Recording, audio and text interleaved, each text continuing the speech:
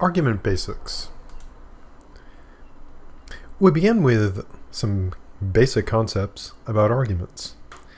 Now, in normal everyday life, when people say they have an argument, they often mean they had a fight, a battle, or disputes. In the case of philosophy, those can still be arguments. You can have philosophers fighting, but to give the strict definition in philosophy, an argument consists of this. It is a set of claims, one of which is supposed to be supported by the others. In making up this argument, there are the following main parts. First, the conclusion. A conclusion is a claim that is supposed to be supported by the premises. An argument has one and only one conclusion. The premise, or premises, is a claim given as evidence or reason for accepting a conclusion. An argument can have many premises. There are no limits, aside from the limits of space and time and all that stuff. Now, philosophers split arguments into two main families, the inductive and the deductive, and we'll see more of these in a bit.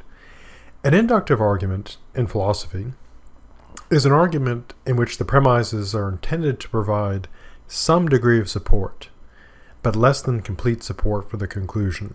Put roughly, if you have an inductive argument, no matter how good it is, at best, true premises only make it likely the conclusion will be true. In the case of deductive arguments, there are arguments in which the premises are intended to provide complete support for the conclusion. If they're doing what they're supposed to, and a deductive argument as a whole true premises, then true premises guarantees 100% a true conclusion. Now, both inductive and deductive arguments can be defective, and when they're bad, they're called fallacies. So a fallacy, in philosophy, is an argument in which the premises fail to provide adequate support for the conclusion. That's bad logic. Now, in everyday life, people often use the term fallacy to refer to something not being true. But in philosophy, we distinguish between fallacies, bad logic, and false claims, claims that are simply not true. Now, there are many possible fallacies, and we will encounter a couple along the course of the course. But if you want to see much more about induction, deduction, and fallacies, I would suggest our critical thinking class, the critical inquiry course, also logic. And of course, there are many resources out there on the web and books and so on. Now, when you get an argument, whether it's inductive or deductive, there are two general questions you can ask to determine whether it's good, bad, or ugly. The first assessment involves the quality of the reasoning. And the general question here is this: do the premises logically support the conclusion? If the argument is deductive, the question is it valid or invalid?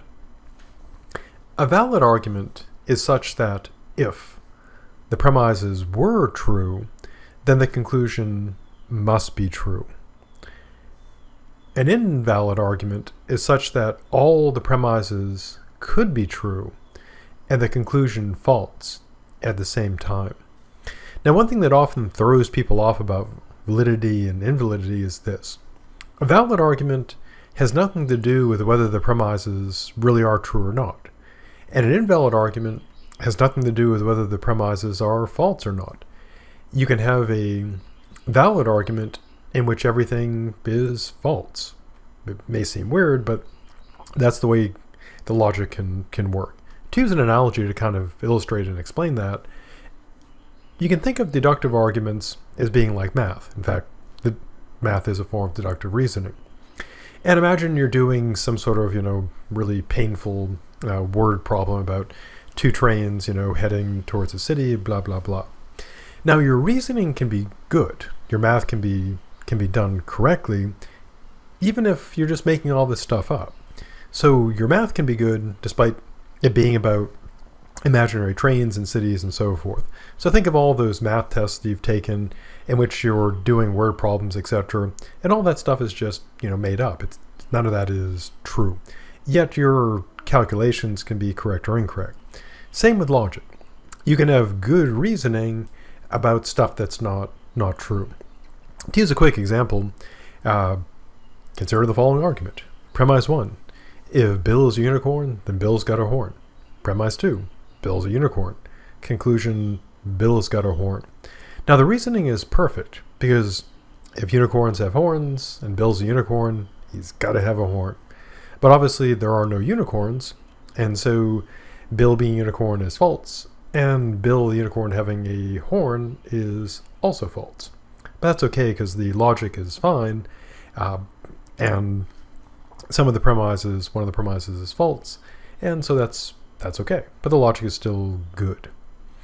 Now, with invalidity, as I noted, it doesn't mean that the premises are false. You can have an invalid argument with all true premises and a true conclusion. For example, premise 1. If Tallahassee is the capital of Florida, then it's in Florida. Premise 2. Tallahassee is in Florida. Conclusion. Tallahassee is the capital of Florida. Everything I've said is true. So all the premises are true, the conclusion is true, but the logic is bad. How do we know this? Well, considering the following argument with the same exact structure. If Softchoppy is the capital of Florida, then it's in Florida. Totally true. Softchoppy is in Florida. Also true. Conclusion, Softchoppy is the capital. Not true. So true premise, false conclusion. Showing that the logic is bad. Now, validity is tested to determine whether it's valid or invalid by using various formal means, such as truth tables, Venn diagrams, and proofs. You can, of course, also guess. If you get a deductive argument, it's 50-50. Not great odds, but not terrible odds. Now, since there's an entire course, logic, dedicated primarily to deductive logic, a full discussion of deductive arguments and logic is way beyond the scope of this course.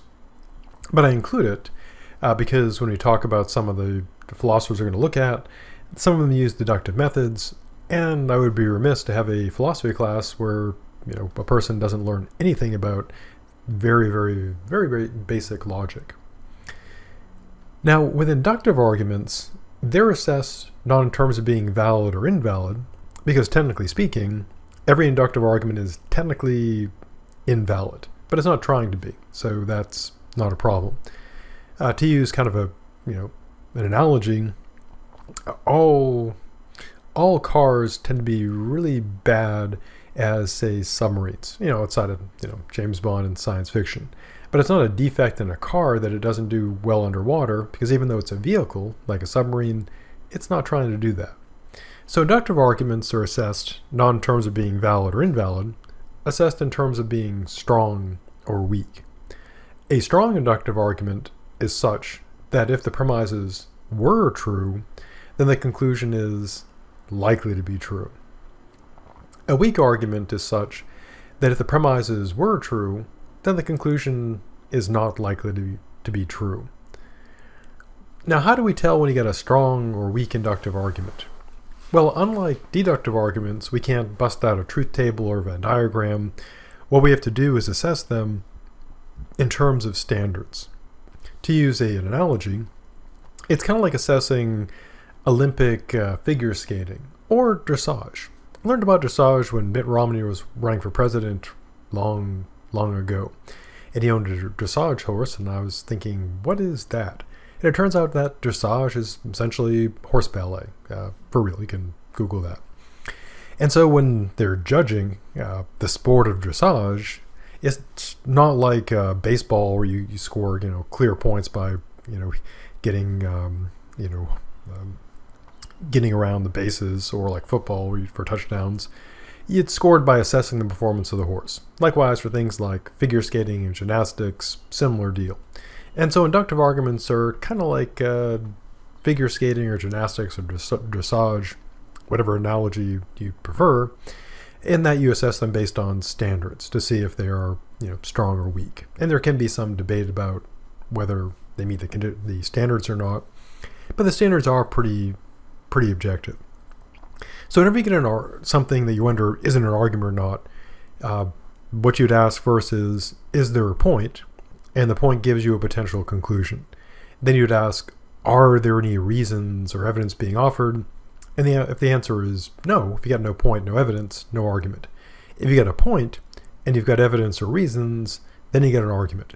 So then you'd ask, is the reasoning good? Applying the methods of induction or deduction as appropriate.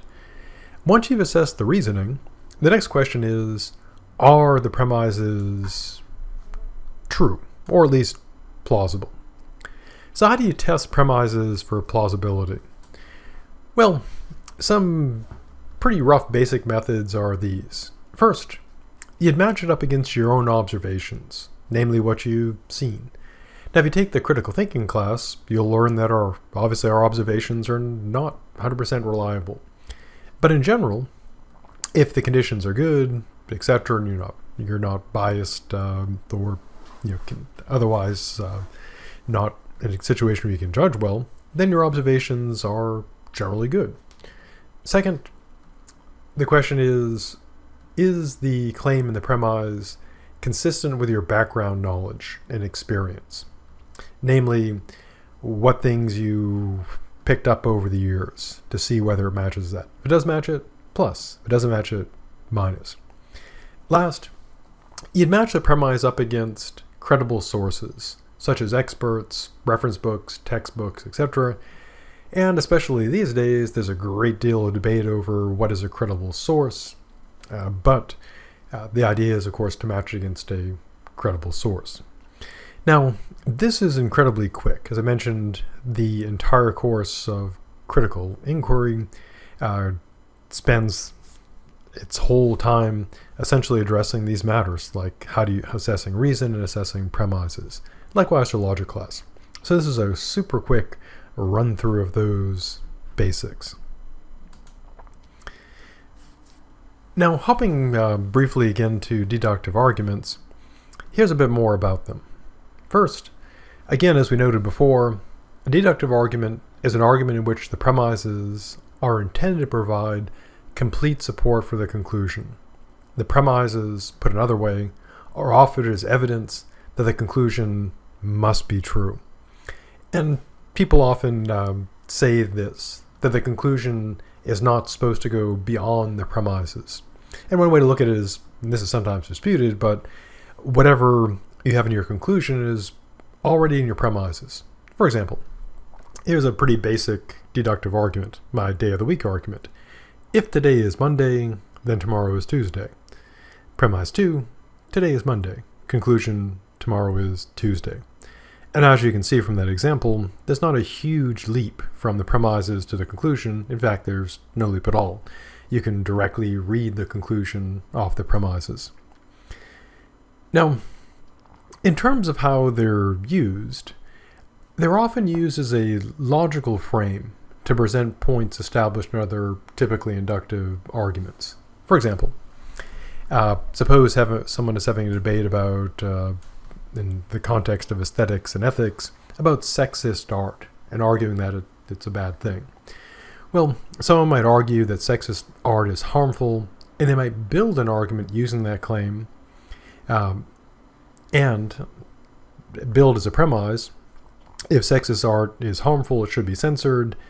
The next premise would be they've established that it's harmful. Conclusion, deductively, it should be censored.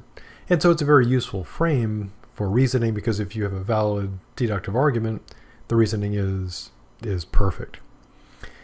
And as you might imagine, it's used in cases when you absolutely must have certainty.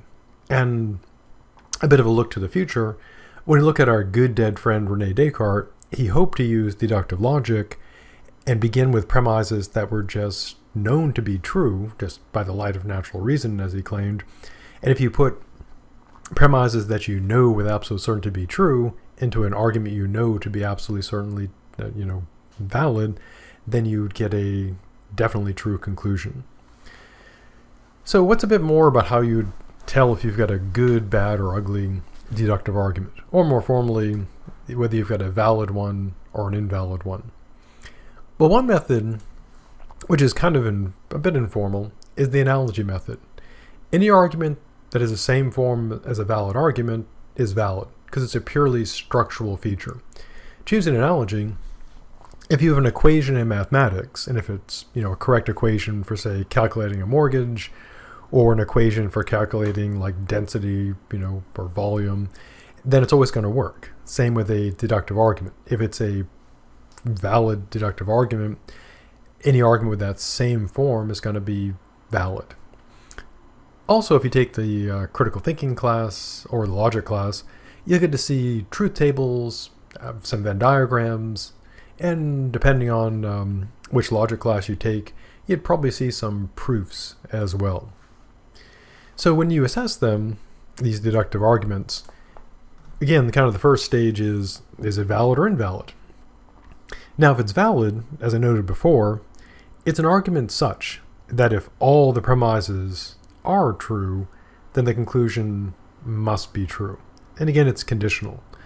With an invalid argument, it's an argument such that even if all the premises are true, the conclusion can still be false. So, bad logic. And going back to before, you might be thinking, that invalid argument sounds like a fallacy because it's bad logic. And if you're thinking that, you'd be thinking right.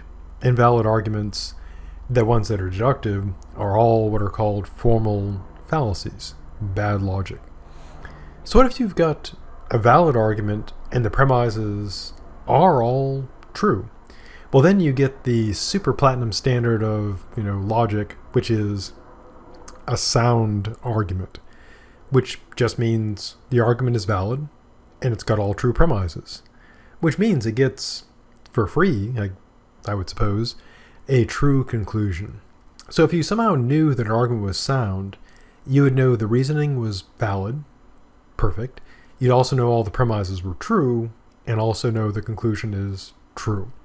And as I mentioned before, our good dead friend Descartes, who is questing for certainty, and spoiler, he failed and then he died, not because of failing, but for other reasons, that he tried to build sound arguments. And if you know an argument is sound, you would have absolute certainty.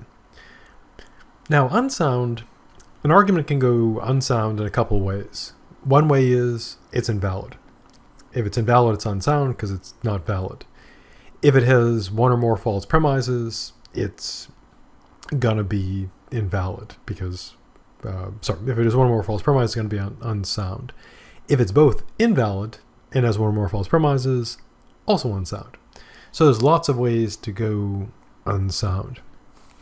Now, I included in the notes several examples of deductive reasoning, some common valid deductive forms. These include, what I mentioned before, the what I used an example of the unicorn and having a horn, and that's what's known as a modus ponens, affirming the antecedent. And the form is premise 1, if P then Q, premise 2, P, conclusion Q. And it's a valid argument. And in theory, there's infinite number of valid arguments, so we're not going to obviously go through all of them. And as I mentioned, I included in the notes and the readings a bunch of examples of these valid arguments, as well as some invalid arguments as well. And again, this course is not designed to be a course in logic, so this is the main stuff. We'll talk about deductive arguments, and then we'll bring them up occasionally in the context of particular philosophers like our good dead friend Descartes. Now, one kind of interesting form of deductive argument, and we'll see more of this when we talk about our good dead friend Socrates, is the reductio ad absurdum. And there's a couple of versions of this. One is where you try to prove something, and the other is where you try to disprove something. Now, the form where you try to prove something, you assume that what you're trying to prove is false. Then you establish from that, deductively, a claim that is a contradiction or impossible or absurd, and then conclude from this that your claim must be true. The other option is to do the reverse. You want to disprove something, so you assume that it's true, show this leads to a contradiction or impossibility, and conclude that it must be false. Now, I mention this because when we talk about our good dead friend Socrates, we'll see his use of the reductio ad absurdum. But it's kind of an interesting deductive argument type.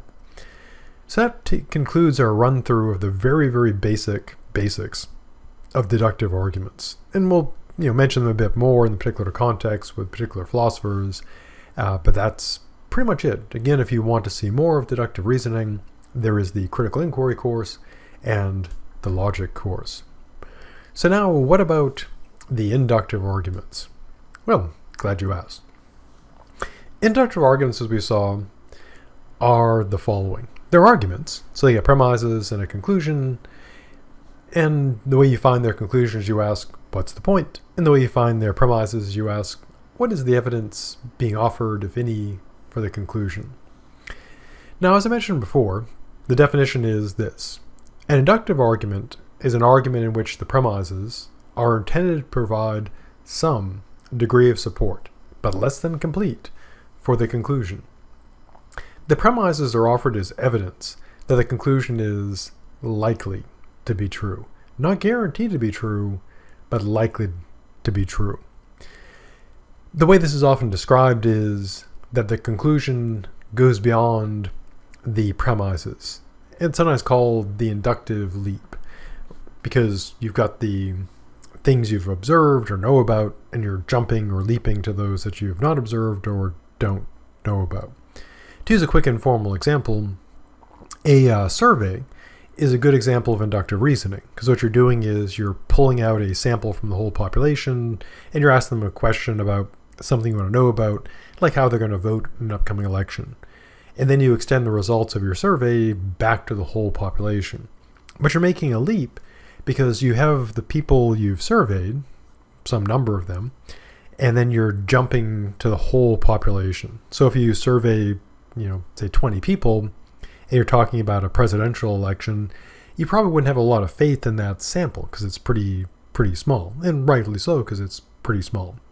And we'll see in the future how to assess these arguments. And as I noted before, they're assessed in terms of how strongly the premises support the conclusion. And this is done by using standards specific to each type of inductive argument. Now, if an inductive argument is doing what it's supposed to, such that if the premises were true, then the conclusion is likely to be true, then we call that a strong argument. Now, there's not like an exact point at which you'd say, aha, that's suddenly strong, and another point at which it's weak. It's kind of a gray area. Now, in areas where inductive arguments are used very strictly and formally, things like scientific reasoning, polling, etc., they do set standards. So, for example, if you are conducting a professional grade survey, then you would want what's called a confidence level of 95. That one way to put it is, if you do everything correctly, there's a 95% chance you'll be right, which would be really strong. But then we get into areas where, well, suppose it's 60% likely to be, correct, that your premise will give you your conclusion being true. Well, that's not terrible, but not super strong. Now, a lot will depend on the context. So if something is very low risk and it's not very important, you'd be rationally willing to accept, a fairly modest probability, like 60% or 70%. If it's something like life and death, you definitely want a much higher, a much stronger argument. And looking into that stuff in more detail, again, the critical inquiry class covers that in far more detail. Now, the opposite of the strong argument, or rather on the other side of the spectrum, is the weak argument. It's an argument such that even if the premises were true, the conclusion is not likely to be true. And again, weakness comes in degrees, and it's in some ways somewhat subjective where the cutoff point is. And a lot of it depends on the risk involved, your tolerance for being wrong, etc. And again, that's why professionally, when you're doing things like surveys, controlled experiments, they do set definite levels of assessment. Now, if you've got a strong inductive argument that really does have all true premises, it's typically called cogent, which is kind of the term for that. So that takes us through the general argument basics. And what we'll pick up with is looking at some particular inductive arguments that are very useful, especially relevant to the paper, beginning with the analogical argument. But for now, that is the end of this part of the argument basics.